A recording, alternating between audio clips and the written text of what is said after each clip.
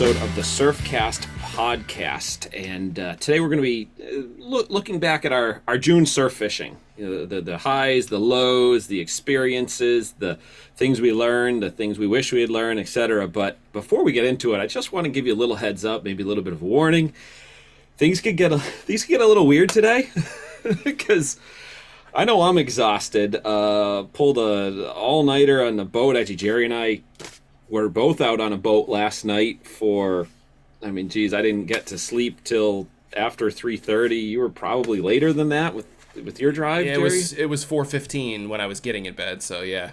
Yeah, and then 3.5 hours later, my wife's alarm clock went off, so I was up wide awake to start my day and followed on top of a couple of late nights in the surf, so in any event, hopefully it doesn't go too strange, too off kilter. I don't start hallucinating here as we're going, but be entertaining. Yeah, this is the time of year for that. Anyways, this is about the time of year as we're coming out of June and into July where I start to get real loopy. I start, you can no longer catch up with one good night of sleep or maybe two. It's like you need a week or two, and I probably am not going to get it. But last week too for me, there was one night. I got in bed at, 4 nights in a row, I got in bed at like 5 and 5 a.m. And one of those, I was up at, I didn't fall asleep till like 6:30 a.m. And I had to be out of where I was staying, because I was staying somewhere, by like 9. So I'm in a zombie zone for sure. But oftentimes when this happens, the most authentic side of yourself comes out, right? There's a less filter because we can't filter. Yeah, and like I said, talking to you with the writing, like some of my better work or the stuff I enjoy or more proud of over the years came about after a couple of all-nighters and totally sleep deprived. I mean, it takes a little heavy edit after the fact a lot of times on that print work when it's in that way, because sometimes I completely lose track of where I was going, but the core is there, so I guess hopefully that won't happen today, or again, maybe it will, and it'll be entertaining as hell. Yeah, maybe. But here's the real question, though, Toby. This is what everyone's wondering. What the hell were we doing on a boat? What were we doing on a boat? We were running under an alias. It really wasn't us, but it kind of weighs in. I mean, personally, it was a result of kind of how my June went for the most part.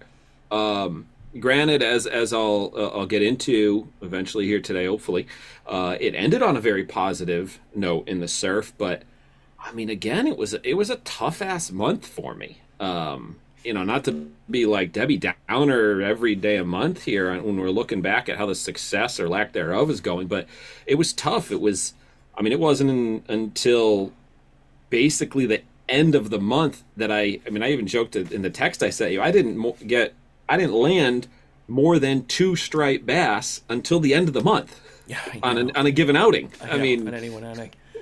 Yeah, it's been really bad. I would say it was my worst June ever. I mean, it really was bad. And lest anyone think that's because I wasn't fishing or wasn't giving it hell or whatever. I'm not exactly sure how many. I probably should have looked before we did this, actually. That was a mistake on my part. But I certainly fished more than 20 days. I know I did. I know I had more than 20 days in May and June. I had 27 in May. So, I've been fishing really hard. I don't think I have that many on the season yet, but that's me.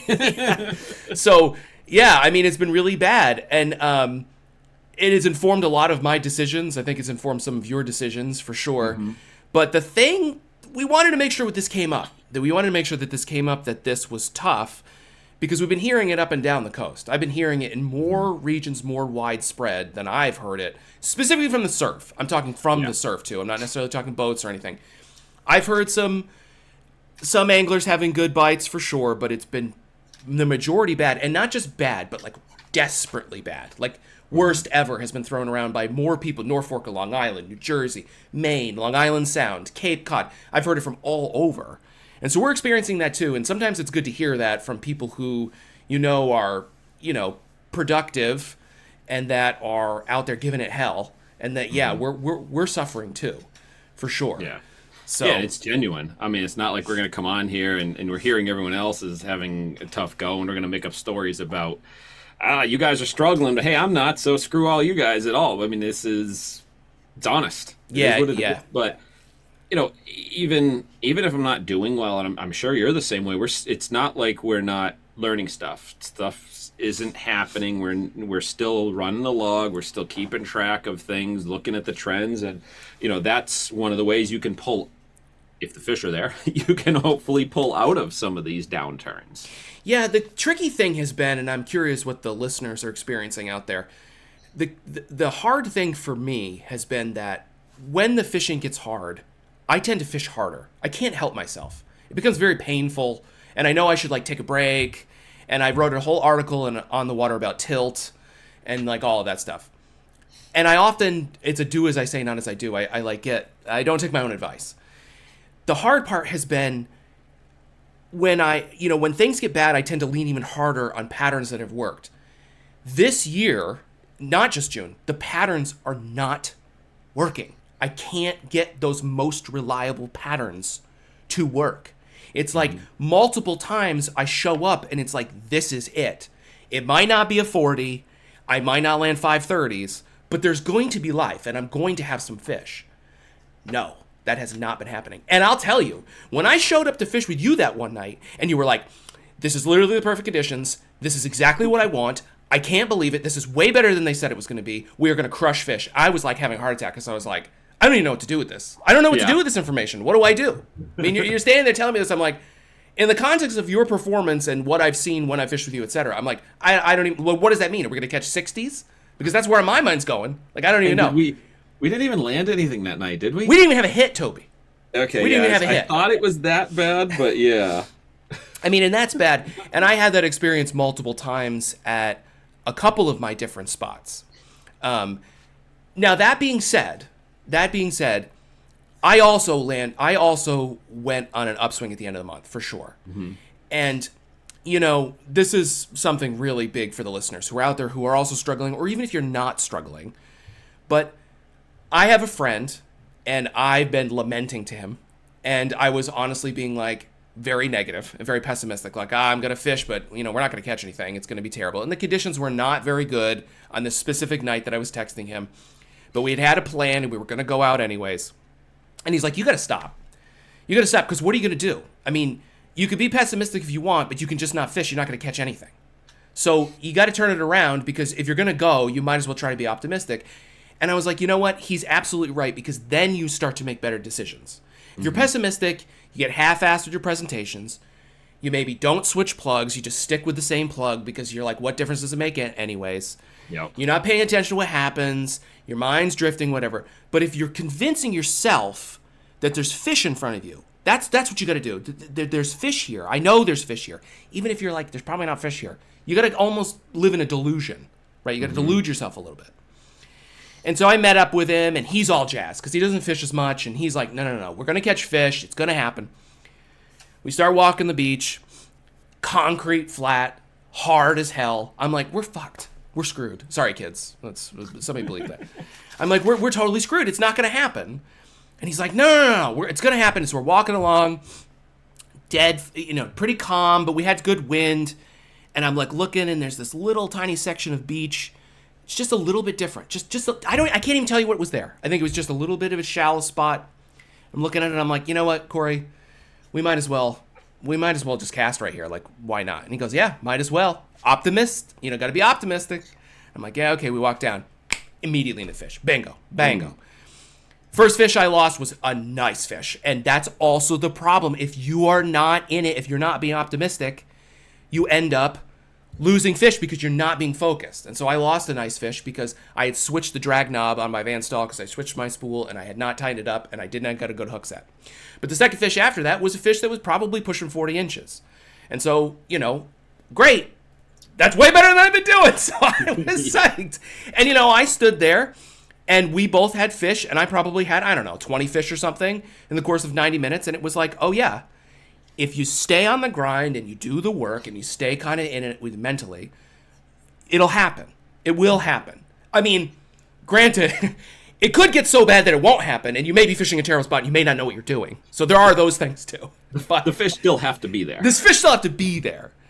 But if you're someone listening to this who has some experience, or you believe in your spot and you know your plug or whatever, and it's been tough, This is me telling you, like, stay at it. Take a break if you need to. But if you take the next 6 weeks off, or you only fish 1 day a week for the next, 5 weeks, you're only going to continue to do worse. And that's Al Albano's big thing. Al Albano from Surfcasters Journal. His big thing is, like, everybody's looking for an excuse when it's bad to not fish. But don't get caught up in that.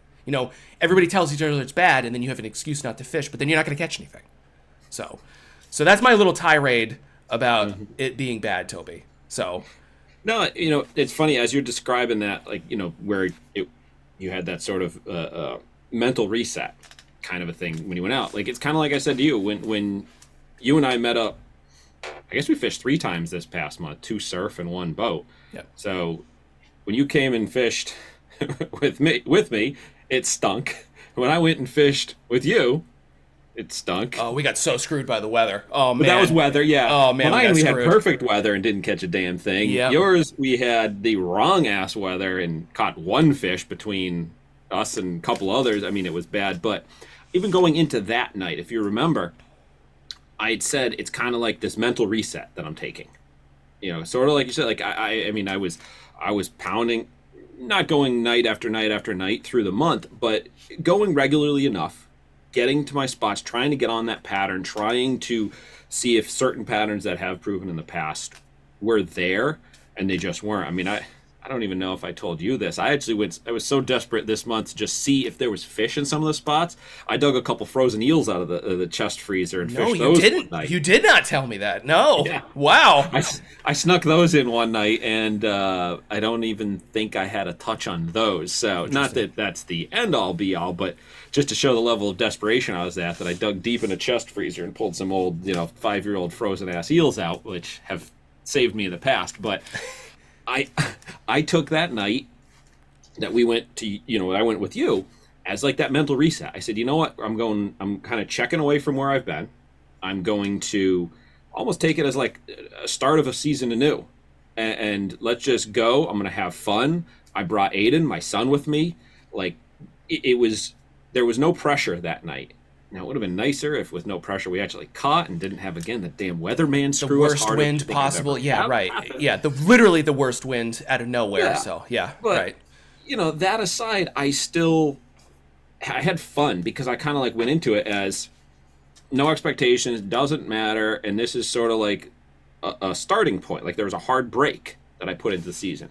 And the next time I went out, I think, was when my things started to come around. Yeah, now, I didn't. Yeah, you got some good fish. I mean, you got some good fish. I didn't go out and blow it up and have 30s and 40s and 50s and tons of fish and triple digits and all this. By any means, I still only landed 3 fish, which again, I finally exceeded 2 fish in a single tide. But nonetheless, it was that step sort of that I needed to have happen. Like, let's just not forget what has happened so far, but let's like kind of leave it aside and stop dwelling on how tough it's been or bad it's been and come at it positive. And I did it that night. I went out and I had great conditions, what I wanted for the spot, the right tide, the right moon. I get to my spot and initially no one was around and I'm like, this is it. I mean, I'm on a condition that had produced some big fish on this moon. I mean, that within a week, there was, I could probably say one of Jay's 50s was taken off the rock I was fishing within a week years ago, but on that same tidal conditions area. So I'm like, this is positive. This is what's going to take. Yeah. And the first hour, I didn't have a touch. So I'm like, it started to creep in, but I actually thought about it as I was casting. I said, no, this is a new season, essentially. Keep at it, keep working through, and, for whether it's purely on the mental side or there's something you can put, sort of out into the universe, I put that positive swing on things, and I then stuck a fish, roughly a 30-pound bass. All right, now that's pretty good. I'm coming up a little bit. I got another one roughly the same size, like a half hour later. things are coming. I started hearing fish breaking. I started seeing bait. I'm like, this is I was like, this is amazing. Like, it's actually something is happening here. This is working. Yeah. What the hell did I just Decades of stumble experience are actually working. Yeah. And then I pulled one more fish in that same 30-pound, like, right around 30 pounds class. So that was all I ended up with on the night. But again, it's just sort of, I look at it as like the start of a season anew, which is going to sort of continue now from the time from that night through this recording to everyone hearing this come out, that, I'm trying to come at the surf now with a different mentality. And it kind of sounds like corny. Me too. In a way. Me too. But hell, if it works. Yeah, me too. Yeah, me too. I'm honestly, I've mentioned this I've sprinkled this in because I'm honest and I just blurt things out on the podcast without really thinking about it. But, I can be kind of a cynic and pessimistic in other parts of my life. But I've always been very optimistic when it comes to fishing. Every night there's a lot of hope. It's just very hopeful. I lost that this year. I lost a lot of it last year, honestly, with my torn meniscus, and that was really a bummer. And and fall was awful. But a lot of that was because of that. But anyways, it's been so bad I've had no choice but to reset. And I'll tell you, I had a similar experience, but I think mine was even better, where I had those fish I was telling you. The next night I had horrific conditions, and I said, I don't care, I'm going to make it happen. And I only got 6 fish that night. The biggest one was like high 30 inches, and I fished. I walked like 7.5 miles. I text you, my GPS said I burned 2,000 calories, and I put in 7 hours for those 6 fish. But I was like, these are fish that I should never have caught. And I made it happen. Then the next night I had almost 30 fish. And that was a really fun bite. I got in some big shad too. I did an impromptu chunking session. I've been carrying a circle hook in the inside of my waders. And I caught that big bad boy. He was like gigantic. And I'm like, okay. I said I would do this. I'm in the middle of catching. I don't think that night I don't think I maxed out over 35 inches. I think I probably had a couple that were in that range. Most of them were, there's like this size of fish that I've been on that's like right around 30-ish. They're small, but it's fine. I'm having a ball. And so I chunked for like an hour and nothing. I had nothing, but it was fun. The whole time my heart rate was up because I'm like, when you're doing that, it feels like, and then I carried that night's momentum into going to a spot that requires a lot of work. And I was like, I know the way the season's been going, it's probably going to suck. And I'm going to go through all this effort. And I probably should go to that other spot because that other spot that I had, those 28 fish or whatever it was, it'll probably be good. Could even be better. But no, the pattern says go to the spot. This is the pattern. So you, again, like you were saying, new season, reset every night. Tonight's a new night. I'm going to forget about what happened. We went out there, me and a couple of buddies, hammered fish. We had at least 150. I mean, we hammered fish. And again, they were not big. At the when one friend claims that he had a couple that were a little bigger, I did not see them, but I would say the biggest fish that we had was in the high 30-inch range. But we were, I had 6 fish and 6 casts, and I had 7 and 10 casts, and I was joking to my friend the whole time. I'm like, all right, here we go. I'm going to do 10 and 10 casts, and I didn't make it.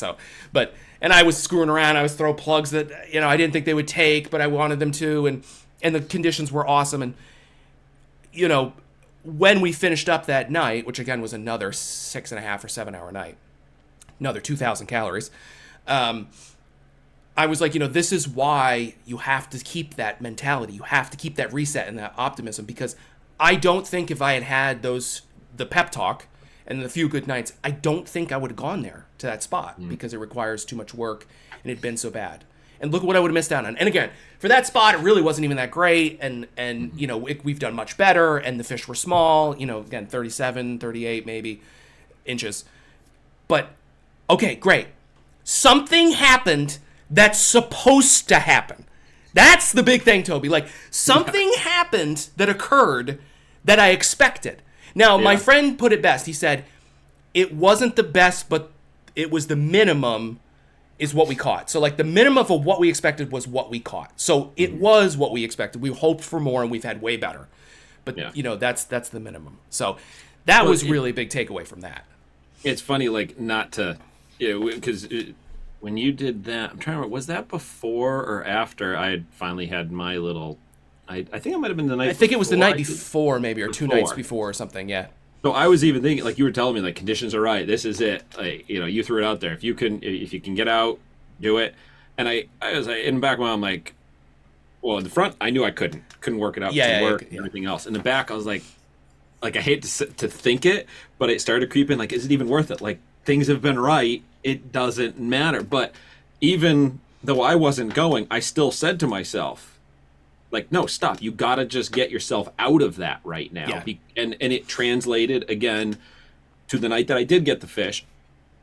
I saw things were right, and I very easily, I mean, I ran into this thing that hasn't happened in a while where I had all my gear ready, and I started to go on the back and forth, like, do I even want to bother? I could just go to sleep tonight. It's an early tide, so I had a couple hours of sleep. So I'm going back and forth, and I killed it immediately because of that, the conversations we've had, the vocalizing this mental change of heart to have and everything else. So it helped that, it's kind of like you go through going through the crap that May and June has been fishing wise, getting that experience out of the way and saying, well, do what you can do to end it, to break out of that, and not just self-fulfilling prophecy that, oh, it sucks, so it's gonna suck tomorrow, so why even bother? Like you were saying before, your brother saying, like, have the right mentality going in, and it's working. Small sample size at this point in time, but so far it's working. And having that right mental state also means that you're going to fish it effectively. And I do 100% believe, I've heard many other people say it, if you're out there with a bad attitude, you should just go home, because you're going to do all kinds of things wrong. I mean, you're probably missing fish that you're not even able to observe because you're not being careful about your observational power. You're not paying attention to what's happening in front of you. That alone is death, let alone all the issues you're going to have with not checking your gear, not using the right plug, not staying out long enough. All of that stuff, for sure. Yeah. The other thing I will say, and I'm sure you feel the same way, it's kind of like being, and I don't want to be flippant here, but I'm going to say it anyways, it's kind of like being a drug addict, because all you got to do is get a little taste, and all of a sudden you're back in. All I got to do is get a few fish, and I'm like, I'm in. I'm back. Oh, yeah. I'm back, baby. Like that one night, which is not in the context of like my career or even my season. That one night I was saying, that one that turned me around with my friend Corey and whatever. It wasn't even good. I mean, it's not even a good night. I mean, like, if it was going well, we'd be like, it was fine. We caught some fish, but like, whatever. But just getting that taste of like, okay, they're pulling on the end of the line. The tug is the drug. I landed them. Something kind of worked. It's like, all right, I'm back in it. I'm re-enthused. I'm back in it. Oh, yeah. The thing I want to say, though, because I don't know what your intention was. Sometimes in these podcasts, we're very loose before we don't discuss it so much. We've been talking a lot about mentality and stuff. I do want to give one real actual tip of tactic thing that happened this month that really was super critical. And that's that I encourage everybody to learn how to float a soft plastic. I'm thinking about these bites, and it just popped into my head. And this was one of the things I want to make sure I brought up. A lot of focus for this sort of technique is made on the bucktail. Boy, that was a terrible sentence. Let me start over. A lot. There's the session. We're tired. That's exactly it. In the context of what I'm talking about, a lot of the focus is on the bucktail. That's what I mean. Floating a bucktail. You hear everything from the inlet guys to the bridge guys to the Montauk guys. It's a lot of Long Island and New York. This idea of casting the bucktail out, getting it close or near the bottom, or close or near to the structure if you're on Montauk, something like that, and sort of just swimming it, right, and keeping it in the strike zone. There's not as much discussion that's had around soft plastics outside of like a breachway or an inlet. If you're on a sand beach, if you're on a rocky flat, if you're in a boulder field, whatever, learning how to effectively fish a sluggo, a GT, a Joe Bags, an Al Gags, a Gravity, a Hoagie, a Z-Man, whatever it is, all those wonderful products, every single one of those products is great.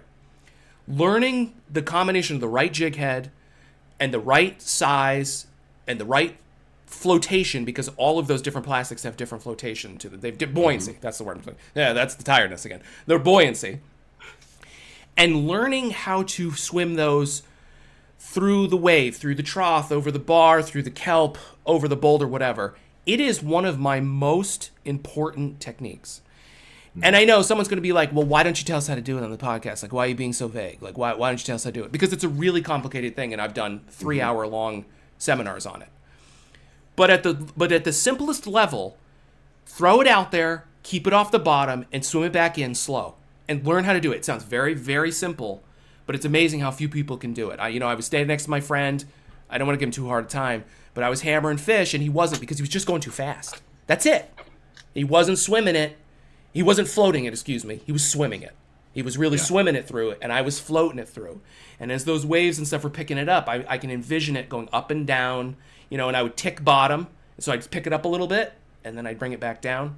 And I just think that this month, again, I was reminded, if I didn't know how to do that, and I didn't have those soft plastics on the light jig heads, 3/8, half ounce, 3/4, I would not have caught 1/5 of the number of fish. Now I caught a needlefish, I caught on swimmers, but the soft plastic, Hoagie, Z-Man, and Sluggo were the 3 that I was using.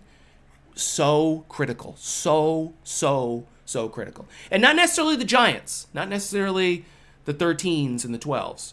I'm fishing. It's surprising what you can do with a 7 or a 9. So critical. So I want to throw that in there too. Very important. Even on that subject, not going on the whole story of it, but the night that I came and fished with you, the one fish I got that night was doing that. I mean, I was cycling through, again, we had crap-ass conditions, but I was cycling through all the normal stuff, and the only hits that I had and the only fish that I landed was on exactly that, a 9-inch Sluggo and a 3/8 head that was doing exactly. I was floating it through what looked like dream conditions if it wasn't for the damn wind making it so bad. Yeah. I just don't know. It's hard for me to reconcile in my mind my life before I sort of, and I'm not going to say I perfected it, but before I've sort of locked down this presentation. I don't know what I missed. And it kind of makes me afraid of, like, what am I not doing now that I should be doing, that I'm missing, because I don't know how to do it right now. But I will say for my little crew that I've introduced us to, and we've all sort of started to, again, I'm not going to say perfected it, but we've perfected it. It's amazing how it's not even like, oh, I pulled 1 or 2 or 3 fish and there was nothing. It's like I had 30 fish and I would have had nothing. It really can be that big of a difference. So get out there with whatever your soft plastic of choice. I personally prefer the Sluggo, honestly, but whatever your choice is, and learn how to swim that through the surf zone slowly. So it's like you're floating it, essentially, is what they used to call that in the old days with mono and bucktails and stuff. It's an old technique with these modern choices that are just so effective everywhere. It's not just a breach wave.